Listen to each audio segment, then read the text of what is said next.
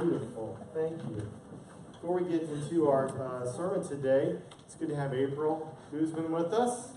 April, yeah, give it up for April. She took a vacation last month and spent most of the month at Mercy Anderson. And but she's here today. April, you want to say anything? I'll give you the floor. Thank you all for your support, whether it be helping out with the kids, or food, prayers, everything. I really, really appreciate it. It's a very, very hard month. Yeah. And everything that you guys support is much appreciated. That's what we're here for. She got her pick line out this morning. She told them, you got to get it out before 10:30 because I got to get to church today. And also wanted to extend, if you want to help with the meal train, talk to Whitney. And she don't need to be cooking any food, okay, for a little while. And I know a lot of you have already done that as well. But talk to Whitney and get some more meals there. But it's good to see April today. We've been talking about your God doesn't exist. And obviously we're not talking about our God. We're talking about misconceptions about God. Reasons people decide I'm not going to believe because God is this or God is that. And we want to pull back the curtain and expose, hey, that's not the God we're talking about. We already talked about on-demand God, that God didn't answer my prayer. He didn't jump through the hoops that I wanted him to jump through. So obviously he must not care. He must not exist because God didn't do what I asked him. And we recalled our place in this massive story of life is that we are not the main character. God is the main character. And we need to look at our proper view in our place of history. It's okay. It's a beautiful sound. We love the sound of babies here at Bridgeway. That's why we keep having them, right?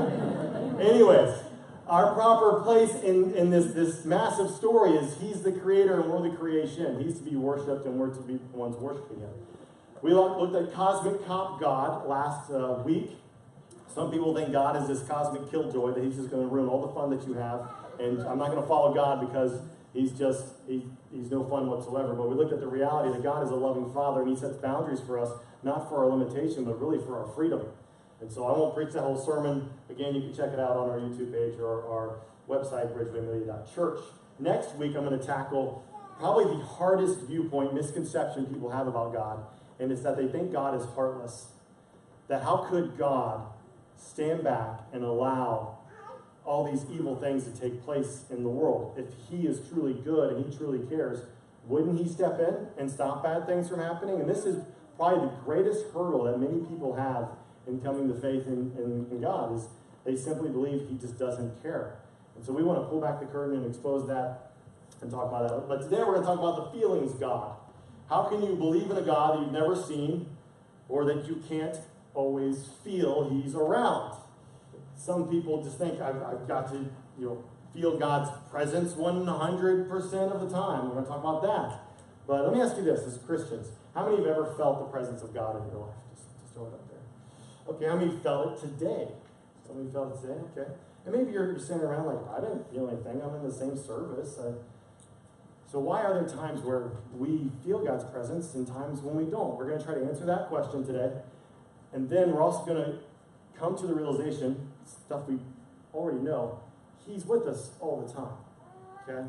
You may not feel like it, but he is with us all the time. And so I want us to know that today as well. So we'll try to answer some of those questions and point out that God's presence in our life has much more to do than just our feelings. So if you don't always feel God's presence, I want to let you know you're not alone in this. In fact, I can relate, all right? And I'll share some stories about that. Personal stories about times where I've not felt God's presence and why that was the case. In Psalm 88, it says, "But to you I have cried out, O Lord. In the morning my prayer comes before you. Why do you cast off my soul? Why do you hide your face from me?" You ever feel like that psalmist right there? Why do you cast off my soul? Why do you hide from me? I mean, David, he wrote, "Though I walk through the valley of the shadow of death, I will fear no evil, for you are with me." This guy also wrote different psalms where he's like, "God, where are you? I don't feel you. I don't know if you're around right now." Or Isaiah, where he wrote in Isaiah 64, "God, you've hidden your face from us." Or even Jesus, the Son of God. This is the one I'm still trying to wrap my head around, right? Where he's saying, my God, what does he say? Why have you forsaken me?" So if there are times where you don't feel God's presence, you're not alone in this. In fact, I would say some of the greatest Christians in history have felt this from time to time. In fact, probably the greatest Christian philosopher of the 20th century was a guy named C.S. Lewis. You know, he wrote like The Lion, Witch, and the Wardrobe, and he also wrote probably one of the greatest Christian apologetic books called Mere Christianity that he wrote in the 40s. But he wrote this in kind of just being transparent about his journey of faith. When it came to not feeling God's presence when he cried out from time to time, he says, it's a door slammed in my face, and a sound of bolting and double bolting on the inside. After that, silence. You may as well turn away. The longer you wait, the more empathetic the silence will become. He confessed that this heavenly silence made him doubt whether there was even a God at all. He said, there are no lights in the windows. It might be an empty house. Was it ever inhabited? It seemed so once. Why is God so present a commander in our time of prosperity and so very absent in a time of trouble? So he felt it too. At times when I feel his presence, but then at times I don't. And it brought some serious questions to him. And it's okay, Christians, to ask these questions. So why is it there are times we don't feel God? Why don't we always feel him? I'm going to give you a couple reasons. Number one, maybe you are over-sensationalizing it. Maybe you think, if God is in me, as the Bible says, the Holy Spirit dwells in us as Christians, I should be able to feel him all the time. It should be maybe, I don't know, a goosebump feeling or an audible voice, or maybe you think you need to be like that guy from Braveheart who walked around talking to God. You guys remember him? He's like, yes, Father. It's my island, I know. Take it over. Yes, Father. It's not like that. Sometimes I think we're over-sensationalizing. If you're thinking I need to feel God 100% of the time, let me ask you a question. If you could feel God's presence 100% of the time, why would you need faith? Why would you need faith? If it is a feeling that I have all the time, you would not need faith. And the problem with that is, as it says in Hebrews 11:6, for without faith, it's impossible to please him. If I need faith to please God, but I can't have faith if I'm feeling 100% of the time, then there's a contradiction there. You're not always going to feel it. So maybe you're just overthinking it, you're over-sensationalizing it as if it's something I have to feel 100% of the time. It's not the case. It's not the case. Number two, maybe, and this might be probably the most common reason people don't feel the presence of God, maybe you have a hard heart. Maybe your heart is hardened for whatever reason. You know, sometimes it's, and I think maybe I'm being stereotypical in this, but I think for a lot of us church kids, I'm a church kid, been in church my whole life, I think it's easier in some ways for our hearts to get hardened because we know what we're going to hear, right? Like stuff I'm going to talk to you about today, most of you have heard before. It's got in your head, but it's not gone down here, right? Familiarity kind of breeds contempt, and we just become hard-hearted. And I don't know exactly all the reasons for that. I'll expose a couple, but maybe it's we take for granted the opportunity that we had to grow up and know about God at an early age. I know I've taken that for granted. I'm thankful looking back now that my parents took me to church and my brothers to church. But why do our hearts become hard? I'm going to give you one reason. It's because you don't trust God like you should. For example, you guys remember when Jesus walked on the water? Just shake your head like, yeah, I remember that. You weren't there, but you've read it, right? Do you know the miracle that happened before all of that? Ooh, Bible quiz. What do you got, dude? Didn't he give them 10,000 fish or something? You're close. Look at that. His mom taught him that, right? He's better than me. Yeah. He fed the 5,000 with the pizza Lunchable from Kroger's, right? He breaks it, multiplies it, and 12 baskets are filled, correct? This is it blows people away. Because there's no food, and boom, Jesus blesses it, and he breaks it, he distributes it, and then he tells his disciples, hey, you all get on the ship, I'm going to a mountain to pray. And if you look at the text, it says he constrained his disciples, meaning he made them get on this boat. Like, you are getting on this boat. I'll dismiss the crowd. So they get on the boat, and we all know what happens. They get into the middle of the sea, and a storm comes out of nowhere. Man, would God allow a storm to enter your life? You better believe he would. keep in mind, because God loves us, and we talked about this already, it doesn't mean he will protect us from everything, because he might be trying to develop something in you that he couldn't otherwise. He's going to allow a storm in your life that gives you an opportunity. Think about it as an opportunity. It gives you an opportunity to have faith. So this storm comes up, and everybody's freaking out. We're going to die. We're going to die. We're going to die. And they see something walking on the water. What do they think it is? You remember? It's a spirit. It's a ghost.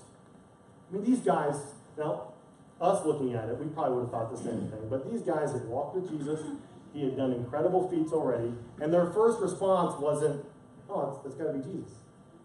It's got to be a ghost. Of course, Jesus, we all know what happens, walks on the water, calms the storm. And after all is done, this is what he says about it. Mark 6:52. For they had not understood about the loaves because their heart was hardened. They did not trust Jesus like they should have, even though he had done an incredible feat in their life. They had a short memory. And he's like, your heart's hard because you're not reflecting upon what I've already done for you. So sometimes it's because you don't trust God that your heart is hard. Sometimes it's because sin. You allow sin into your life. And for Christians, I call this our slow fade sins. That song from Casting Crowds, it's a slow fade, talking about sin.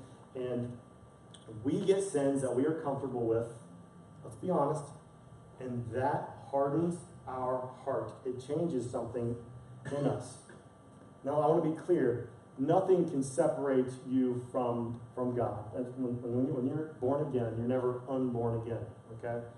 I could preach a whole sermon on that, but let me just give you a quick bullet point. You know, my dad and I, we have a good relationship. I love my dad. But let's say, hypothetically, we didn't have a good relationship. He's my father 100% of the time, whether our relationship is good or bad, correct? The standing of our relationship is that he's my father and I am his son. The state of our relationship, that can change. We can be closer or we can be further away.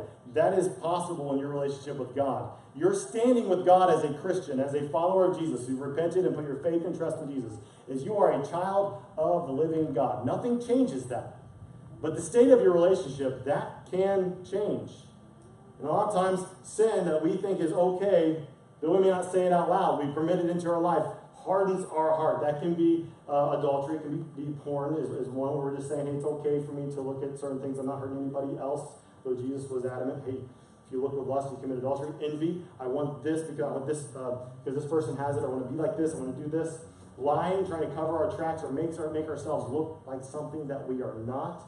And you can go on and on. Gluttony, laziness, gossip, basically sins that we just allow into our life. And what I think, it just creates this hard heart as a layer of sin that has to be dealt with if you want to feel God's presence in your life. It's kind of like, see, I'm a parent of young kids. So when it's winter and it's cold and we're going out to play, what do? You layer them up. You stay inside. There you go. No fun at Andrew's house. You all come sledding at mine. But you layer them up, right? I mean, to the point, I never thought I'd be that parent, but I remember, you watch The Simpsons and Maggie's going outside in the snow. What she look like? She looks like a star, right? Because she's just layered up. That's what happens to our kids. And we do that. Why? Because we don't want them to feel the effects too hard of what's outside. We want to make sure that they are layered and warm for the most part. But a lot of us, what we have from time to time when we don't feel God's presence, we have a layer that keeps us from feeling the effects, feeling the presence of God, because we are so encased with stuff that should never have entered our life. Do not be entertained by things Jesus died for, right? Sins he died to pay for, do not be entertained by that. Things that you think are permissible, that God says, it's disgusting to me, I would allow my only son to die. Don't allow it into your life. And it can be sneaky, my friends. It can be very sneaky. In fact, my story has to deal with this point number 2, having a hard heart, and point number 3, maybe God basically distances himself. He doesn't remove himself, but distances himself, so we'll draw close to him. See, I had the sneaky sin of pride had really grasped my heart. See, all right. So Bridgeway, you guys, I mean, in 2012, I'd be sitting in my office at BBC Wilmington and just kind of dreaming, right? This is going to be great. Can't wait. And then things start coming to fruition, and God starts doing some really cool stuff. And just keep in mind, most church plants, they don't make it. 3 out of 4 fail within the first year. And so I kind of had this chip on my shoulder because, in ministry realm, I'm this uneducated kid from Bethel who's just in ministry, right?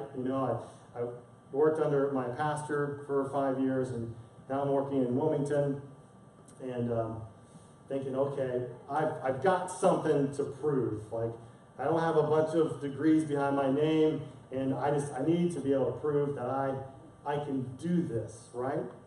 And so Bridgeway launches, and things are better than I had thought. And I can remember many times stepping back thinking, man, this doesn't happen, to guys like me. This has got to be someone else. And then this idea of, Brent, you really know what you're doing. Look at you, man. Yeah, the uneducated kid from Bethel is going to waltz in. He's going to start a church. Hey, most churches don't make it, Brent. You're making it. People are coming. People are being saved. The church is growing. And I can remember going to these pastor meetings, and I couldn't wait to give them an update of what's happened in Amelia. Not because I wanted to give God any credit, although I would say that. It's all God. But on the inside, I'm like, see? I told you I could do this. See? Some of y'all just thought I'm just this little hick from Bethel. I told you I can do this. Look what I have done. And man, the danger when we go from, or look what you, to me, I, there's a massive danger in that. And God was like, okay, Brent, big guy, step over here for a minute. I want to see how you feel. And so Bridgeway at that point had seen its largest percentage increase in a year. We grew 26%. And I was riding high. And God takes a step back. And I'm sitting in my office. I'm a miserable human being at this point, okay? Everything I'd ever wanted was coming to pass, right? The dream in my mind had come true. I've arrived. And I'm in my office and I'm crying because I don't understand, why do I feel so miserable? I'm supposed to be the happiest guy on the planet. I proved the naysayers wrong, and look at me, and I'm weeping and I'm miserable. And I call a pastor friend of mine and I say these words. I said, Bridgeway's booming, but I am not. I really considered I need to quit. Like, God, I'm not the guy for this. I remember having lunch with that pastor friend of mine, who I'm forever grateful for. And he pointed something out to me. He said, listen, bro. The way you feel right now, miserable. Everything's going great around you, right? But you're miserable. Why is it such a contradiction? He said, what a blessing God has just given you. I mean, what the heck are you talking about? I'm miserable and you're telling me I'm a blessed man? He said, who do you think allowed you to feel this way? Okay, you got a point. God steps away and says, okay, let's see how fulfilled you really are. If you think this is all about you, look what you have done. If you think you can achieve joy and happiness in this life and not have my presence, okay, let's see how joyful it is. And I'm here to tell you today, sin is so sneaky. It's going to sneak in. And you're going to find yourself miserable because you've allowed sin to create a barrier between you and God. And it is a miserable existence. So sometimes, friends, God will step away. He's not absent, but he might be silent. I said, okay, see how this feels. And I'm so glad that God, in his infinite wisdom and his love for me, let me feel miserable and down and out. And reminded me, Brent, Bridgeway's not your church, man. It's mine. I'm the one who started this, not you. By my goodness, you get to be a part of it. So my train of thought changed in that moment from look at me and look at my church to sincerely saying, not this fake, I'm realm preacher, so I got to be spiritual. God, look what you've done. You're so awesome. None of this could happen without you. Friend, God might take a step away from you to try to prove something to you that you aren't all you're cracked up to be without him. Jesus said for a reason, without me, you can do nothing. I don't care if everything's perfect in your life. If you don't know God's presence in your life, there's going to come some misery. Take a look at Acts chapter 17. Look at some just reinforcing some reasons of why God, though he may be close to us, makes us search. Let's read it from up here, Acts 17. God who made the world and everything in it. That's so cool. Since he is Lord of heaven and earth, does not dwell in temples made with hands. Let's go to verse 25. Nor is he worshipped with men's hands as though he needed anything, since he gives to all life, breath, and all things. Man, just go back there for a second. Just think of what he just said there. God gives you life, breath, all things. I can't be prideful. Because it's God who's given me everything. Verse 26. And he has made from one blood every nation of men to dwell on the face of the earth, and has determined their pre-appointed times and the boundaries of their dwellings, so that they should seek the Lord in the hope that they might grope for him and find him, though he is not far from each one of us. God has you where you're at. He's not far from each of you, but he wants you to grope for him. He wants you to reach for him. Why would he do that? Because God is a jealous God. He desires your worship. So we worship something else. It says God is jealous. Why? Because that worship should be reserved for God and God alone. Think about it. Deprivation brings desire, right? Sometimes God steps away and lets us feel as if his presence is not there, even though he is. And like, okay, let's see how this feels without me. He wants to draw us closer to him through that. I mean, I drew closer to God because he took a step back and said, okay, let's see how you do. When we're deprived of something, we long for it. You're deprived of food, you're hungry. You're deprived of drink, you're thirsty. Deprived of sleep. We had how many babies have we had in the past year? I think 6 or 7. Then we got 2 more babies coming here at Bridgeway. You know how many sleep-deprived people are in this room? I'm not going to judge them if they start sleeping right now, because I'm with you on that all the way, okay? Because in a month, I'm going to be sleeping during the sermon. I do. I get up. Okay, dads, let's man up. If your wife's going to be breastfeeding or feeding that baby, you wake up and you change the baby's diaper, and you get the baby all ready, so your wife stays in bed, and you take the baby to your wife, and then you go back to bed. You get up. Thanks, Andrew. You're really backing me up today. He's the one teaching our marriage class, so I'm sure that's going well. No, get up with your wife and help. Sometimes being deprived of something, it creates a longing in us, and God may very well do that to you. I can remember when Whitney and Addie went to Arizona for 2.5 weeks. And so Rhett, he was 4 at the time, and I'm like, all right, man, we're going to batch it up. You're going to live the life. We're not going to clean this place until about 3 hours before mom's due home. We're going to do whatever we want. We're going to stay up late. We're going to have a great, great time. And about day 4, I'm putting Red in his car seat. And he looks at me. He's like, Dad, I really miss Mom and Dad. I'm like, Bud, I do too. This is not all that it's cracked up to be. And we long for their presence. We're so glad when we picked them up at the airport. And all I'm saying is sometimes when we're not feeling the presence of God, He wants to create a longing in you that He couldn't create otherwise. He wants to be pursued. In fact, Jeremiah 29 says this, "And you will seek me and find me when you search for me with all your heart." Jesus said to seek first the kingdom of God. Seek Him. And when you do feel Him, and you will from time to time, embrace it and love it. It's so cool. I know He's there all the time. I know He's here right now. But there are times where He just kind of nudges you and says, "Hey, just remind you, I'm here, man."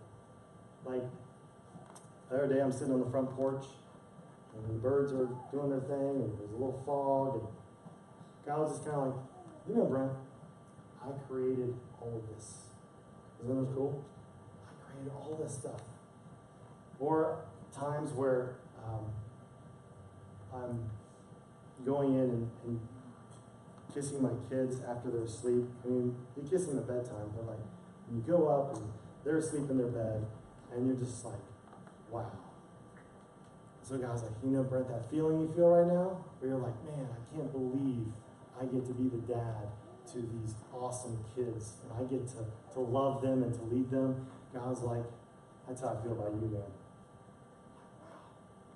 God's a father, and he's like, I can't believe I get to be your dad, Brent. I'm so thankful I get to be your dad. There are times where, you know, it's interesting. God got my attention, and I felt His presence with a text message about some of our kids being saved at camp. Some are being baptized next week. It was like, God was like, Brent, isn't that cool? Don't you see what I just did? I saved those folks. Jesus died for them. He accepted my free gift. This is really cool. Rob Spicker calls me between services. Rob comes to the early service, and he had a God's presence moment, so he wanted to call me about it. And he's like, Brent, Janie and I are on our way home, and my mom calls. They live next door to his mom. And she's like, I'm not going to be at the house when you get home. And he's like, I hear all this racket in the background. I'm like, what in the world is she doing? And she's like, I'm at Bridgeway Riverside right now. They've been praying for her to go to church forever. It's like, I'm at Bridgeway Riverside, and I'm gonna just check this out and worship with them today. And he just wanted to call and tell me about it. There's a God moment right there. There are moments where God's like, listen, just wanted to remind you, I'm here. Sometimes I feel Him and sometimes I don't, but the reality is God is always with you. Hebrews 13, let your conduct be without covetousness. Be content with such things as you have, for He Himself said, I will never leave you, nor forsake you, so that we may boldly say, the Lord is my helper, and I will not fear. Sometimes you're going to feel Him, Christian, and there's different reasons for that. Maybe He's trying to draw you close. Maybe you're overthinking things. Maybe you don't feel Him because there's sin that you have to address. But there's going to be times where you do feel Him. And enjoy that. And reflect upon it. And think, wow, thank you, God. Let me feel your presence today. Let's bow in prayer this morning.